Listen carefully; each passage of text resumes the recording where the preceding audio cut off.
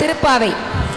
மார்கழி மாதம் பாடப்படும் திருப்பாவையில் ஆண்டாள் 30 நாட்கள் பாவை நோன்பு இருந்து கண்ணனை அடைந்தாள் என்று பாடல்கள் கூறும்.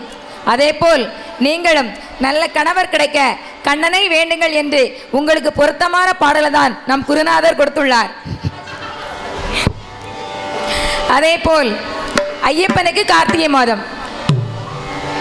மகிஷி என்ற அரக்கியை வதம் செய்ய அவதரித்தவன் ஐயப்பன். சிவனுக்கும் விஷ்ணுவுக்கும், அதாவது மோகினி வடிவத்துள்ள விஷ்ணுவுக்கும் மகனாக பிறந்தார். கார்த்திகை மாதம் ஐயப்பனை காண சபரிமலை செல்வது போல் இங்கே நம் வைரங்கள் எந்த மலை சேவித்தாலும் பாடலை பாட வருகிறார்கள். கோதையின் திருப்பாவை பாடலை மாயா மாழவ கௌளை ராகத்தில் ஆதி தாளத்தில் பாடுகிறார்கள். எந்த மலை சேவித்தாலும் என்ற பாடலை ரேவதி ராகத்தில் ஆதி தாளத்தில் பாட வருகிறார்கள் நம் இசை வகுப்பின் வைரங்கள்.